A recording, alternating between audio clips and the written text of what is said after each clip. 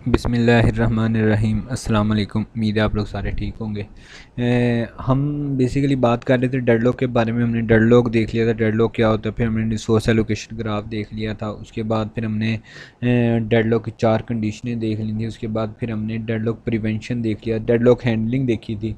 उसके बाद deadlock prevention देख लिया था। आज जो हमने बात करनी है डेडलॉक अवॉइडेंस की बात करनी है।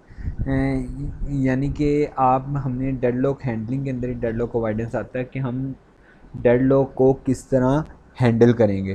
ठीक है, किस तरह हम उनसे बच सकते हैं, अगर हो जाए तो क्या काम करना है। उसकी 4 टेक्निक थी, उनमें से deadlock prevention, deadlock avoidance, detection and recovery और इग्नोरेंस थी। तो उसके अंदर से हमने डेडलॉक प्रिवेंशन देख लिया, अब अवॉइडेंस की देखेंगे।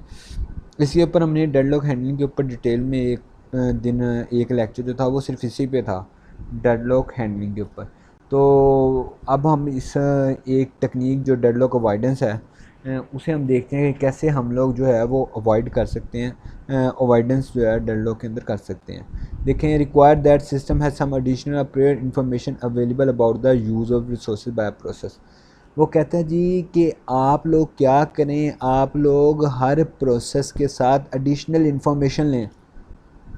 ठीक है, कि वो कितने यूज़ करेगा रिसोर्स को, कितने उसके पास हैं, कितने उसे चाहिए, ऐसी इन्फॉर्मेशन आपने एडिशनल इन्फॉर्मेशन लेनी है हर प्रोसेस से, कभी भी वो उन्हें रिसोर्स एलोकेट करने से पहले। ये थोड़ी लेज़ी अप्रोच है। डेडलॉक प्रिवेंशन जो थी वो सबसे ज़्यादा बेहतर थी, लेकिन वो कॉस्ट एफिशिएंट नहीं थी, कॉस्ट बहुत ज़्यादा थी उसकी। अब देखें यहाँ पे simple and most useful model require that each process declare the maximum number of resources of the E type that it may need. वो कहता है जी हर प्रोसेस को पहले बता देना है, हर प्रोसेस को पहले बता देना है कि वो कितने उसे रिसोर्सेज चाहिए। ठीक है, declare the maximum number of resources of each type that it may need. वो हर प्रोसेस बताएगा कि जी मुझे 10 चाहिए, मुझे 5 चाहिए, मुझे 3 चाहिए। वो सारे उसे पहले बताने हैं। उसके बाद deadlock avoidance algorithm dynamically examine the resources allocation state to ensure that there can never be a circular wait condition. वो कहते हैं जी डेडलॉक अवॉइडेंस एल्गोरिदम जो सा होता है वो डायनामिकली फाइंड आउट करता है कि कहीं सर्कुलर वेट जो है वो क्रिएट ना हो जाए।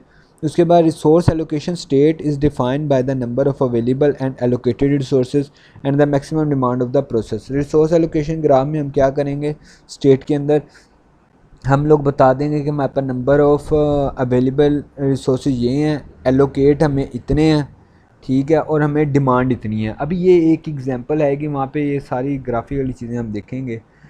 अब उसके आगे देखें क्या बात करता है वो, सेफ़ स्टेट। और 2 स्टेट हैं बेसिकली, एक सेफ़ स्टेट है और एक अनसेफ स्टेट है। अगर आप सेफ़ स्टेट में मीन्स आप लोग डेडलॉक में नहीं जा रहे, ठीक है। अगर आप अनसेफ स्टेट में चले जाते हैं तो वहाँ पे डेडलॉक अकर होने के चांसेस बहुत ज़्यादा होते हैं। तो डेडलॉक अवॉइडेंस के अंदर हम कोशिश करते हैं कि हम लोग सेफ़ स्टेट में नहीं, अनसेफ स्टेट में ना जाएं। अगर हम अनसेफ स्टेट में चले जाते हैं तो वहाँ पे डेडलॉक अकर होने के चांसेस बढ़ जाते हैं। यहाँ पे देखिए वो क्या कहता है, when a process request an available resources system में decide must decide if immediate allocation leave the system in a safe state. System is in safe state if there exists a safe sequence of all process.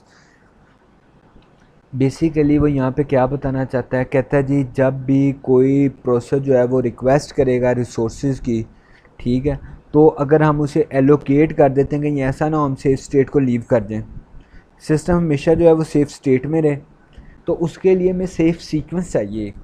यानी कि देखें P0 P1 P2, P0 P1 P2 3 process हैं, उन्हें resources चाहिए। हम एक ऐसा sequence बनाएंगे कि पहले हम P1 को रिसोर्सेज देंगे, फिर P2 को, फिर P0 को, ताकि हमारे जो रिसोर्सेज हैं वो अच्छे तरीके से यूटिलाइज भी हो जाए और हम सेफ स्टेट में रहें, डेडलॉक स्टेट में ना जाएं। देखें सीक्वेंस उसने आगे दिया, in safe is safe if for each PI the resource that PI can still request can be satisfied by the currently available resources plus the resources held by the PJ with J less than I। इसके ऊपर मैं आपको आगे example आएगी, वहाँ पे सारी बातें बता दूंगा, वहाँ से मैं सारी बातें क्लियर हो जाएंगी। अब आगे देखें, in other word a safe sequence specify the order in which a process can be finish. ठीक है, सेफ सीक्वेंस के अंदर हम देखते हैं, आप इन शॉर्ट ये कह लें कि हम एक सीक्वेंस ऐसा तैयार करते हैं जिसके अंदर हम सेफ स्टेट में रहें, हम अनसेफ स्टेट में ना आ जाएं। तो कहता है that is if P i resources need are not immediately, अगर एक प्रोसेस रिसोर्सेज के लिए डिमांड कर रहा है लेकिन वो अगर अवेलेबल उसे नहीं है, ठीक है, तो वो वेट करेगा। जैसे जो अगला रिसोर्स है जब वो रिसोर्सेज फ्री कर देगा उसके टोटल रिसोर्सेज हो जाएंगे, वो उसे वापस मिल जाएंगे। ये अब ये तीनों पॉइंट आगे आप क्लियरली समझ जाएंगे। मैं आगे ये दोबारा बात करूँगा इन्हीं के ऊपर। अब देखिए आगे क्या है, if a system is in safe state, अगर सिस्टम हमारा सेफ स्टेट में तो डेडलॉक नहीं होगा। वही बात जो मैंने आपको पहले बताई थी, हमने कोशिश करनी है कि हमारा सिस्टम सेफ स्टेट में रहे, यानी कि नो डेडलॉक। अगर हम अनसेफ स्टेट में चले जाते हैं तो पॉसिबिलिटी हो सकती है कि डेडलॉक अकर हो जाए, पॉसिबिलिटी है, ठीक है, लेकिन हम कोशिश करेंगे सेफ स्टेट में नहीं। अगर हम अनसेफ में चले जाते हैं तो पॉसिबिलिटी बढ़ जाती है डेडलॉक की।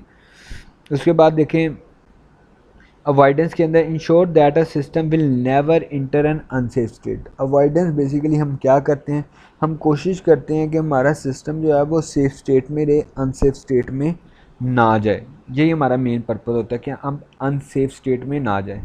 अब आगे देखें ये डायग्राम, सेफ स्टेट है और अनसेफ स्टेट है। अगर हम अनसेफ स्टेट में चले जाते हैं तो यहाँ पे डेडलॉक अक्कर होने के चांसेस बढ़ जाते हैं, पॉसिबिलिटी बढ़ जाती है। अगर हम सेफ स्टेट में रहेंगे तो डेडलॉक अक्कर होने के चांसेस नहीं आएंगे।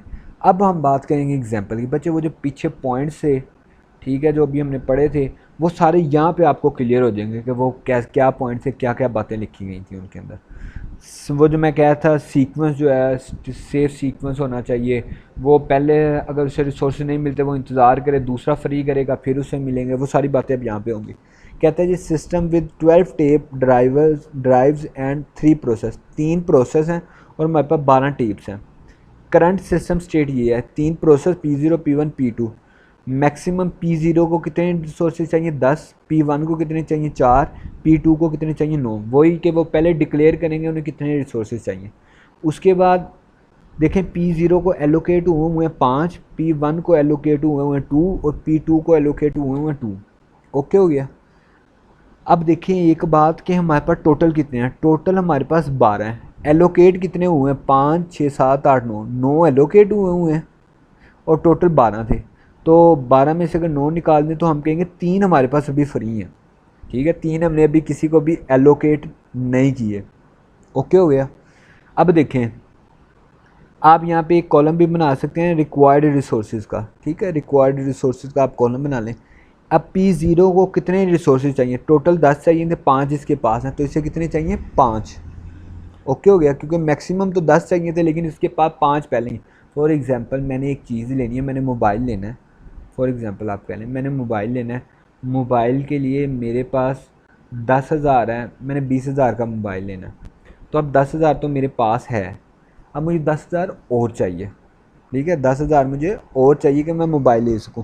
उसी तरह आप यहाँ पे देखें P0 एक प्रोसेस है, उसके पास टोटल कितने चाहिए 10, जैसा मुझे 20,000 टोटल चाहिए था, मैक्सिमम नीड मेरी 20,000 की थी कि मैं मोबाइल लूँ। अब इसी तरह यहाँ पे देखें मैक्सिमम नीड की थी 10 रिसोर्सेज की, 5 इसके पास हैं, जैसे मैंने कहा मेरे पास 10,000 है, तो अब इसे कितने चाहिए 5 चाहिए, ठीक है, यानी कि रिक्वायर्ड अब इसके कितने हो गए 5। अब P1 को टोटल कितने चाहिए थे 4, इसके पास कितने हैं 2, अब इसका मतलब इसे 2 और चाहिए। ओके हो गया। उसके बाद P2 देखें, इसके पास कितने हैं 2 हैं और चाहिए कितने 9, तो 9 में से 2 निकाल दें आप, तो इसे 7 चाहिए, इसे 5 चाहिए, इसे 2 चाहिए और इसे 7 चाहिए। अब देखें हमारे पास पीछे कितने रह गए हैं, 3 रह गए हैं रिसोर्स। अब P0 क्या हम उसके साथ एग्जीक्यूट करवा सकते हैं, नहीं करवा सकते। क्यों नहीं करवा सकते, देखिए इसे 5 चाहिए लेकिन मेरे पास तो सिर्फ 3 रह गए हैं, क्योंकि ये देखें 9 तो मैंने एलोकेट किए हुए हैं, 12 टोटल थे तो 3 रहते थे, तो 3 तो मैं अब इसे दे नहीं सकता। वही वाली बात कि जी वेट करेगा, अब ये वेट करेगा। अब अगले पे देखें P1 को कितने चाहिए थे 2, आपके पास कितने फ्री पड़े हैं 3, तो आप इसे दे दें, ठीक है, आपने अब इसे दे दिए वो 2, तो इसने अपना सारा काम कर लिया। जैसे ही इसने अपना काम सारा कंप्लीट कर लिया, ध्यान से बात सुनिए, जैसे ही इसने अपना सारा काम कंप्लीट कर लिया तो ये 4 जो इसके पास टोटल थे, एक हमारे पास पहले बच गया था, देखें 2 मैंने इसे दे दिए थे, इसे 2 चाहिए थे 2 इसे दे दिए और एक मेरे पास पहले यहाँ से बच गया था। 4 और 1 5, यानी कि जैसे इसका काम ख़त्म हो गया, इसने 4 के 4 जो हैं वो फ्री कर दिए। उसने कहा जी मेरा काम हो गया, ये लें जी 4 के 4 रिसोर्सेज, मैंने अपना काम कर दिया। अब वो 4 रिसोर्सेज और एक ये रिसोर्सेज, अब हमारे पास टोटल फ्री कितने हैं, 5। ओके हो गया। अब देखें P0 को कितने चाहिए थे, 5, और P2 को कितने चाहिए, 7। क्या हमारे पास तो फ्री 5 पड़े हैं, तो अब क्या ये P2 एग्जीक्यूट हो सकता है, नहीं हो सकता। अब ये वेट करेगा। हम अब P0 को दे देंगे 5, P0 को 5 दे दिए, तो P0 ने भी अपना सारा काम ख़त्म किया, तो इसने 10 के 10 फ्री कर दिए। जैसे इसका काम ख़त्म हो गया, इसने 10 के 10 फ्री कर दिए। हमारे पास पीछे देखें कितने रह गए थे, हमें इसे कितने चाहिए थे, 7, उसमें से 7 इसे दिए, तो हमारा काम ख़त्म हो गया। देखें ये हमने क्या किया, हम सेफ स्टेट में रहते हुए काम किया। कैसे सेफ स्टेट में रहते हुए हमने काम किया, हमने अपना सीक्वेंस बना दिया एक, कि किस सीक्वेंस में हम चलेंगे तो हम वहाँ सेफ स्टेट में रहेंगे, हम अनसेफ स्टेट में नहीं जाएंगे। बात समझ आ रही है बच्चे। देखें उसने पहले P1 को चलाया क्योंकि उसके पास 3 फ्री पड़े थे, 2 इसे चाहिए थे। उसने फॉर एग्जाम्पल मेरे पास 3000 पड़ा था, ठीक है। अब मेरा एक दोस्त है, उसे 2000 चाहिए था ताकि वो अपना मोबाइल ले ले, मैंने उसे 2000 दे दिया, ठीक है। अब 2000 उसे दे दिया, तो अब उसने तो मोबाइल ले लिया अपना, और उसने मुझे अपने जो 4000 थे, यानी कि 2000 तो पहले भी उसके पास थे, मेरे ही दिए हुए आप समझ लें, तो उसने वो 4000 मुझे वापस कर दिया। तो अब मेरे पास टोटल कितने हो गए, 7000, ठीक है। एग्जाम्पल के तौर पे आपको बता रहा हूँ बेसिकली समझाने के लिए। तो अब यहाँ पे देख लें वही बातें जो अभी मैंने आपको बताई हैं। देखें हमने सीक्वेंस पहले P1 को एग्जीक्यूट किया, फिर P0 को, फिर P2 को।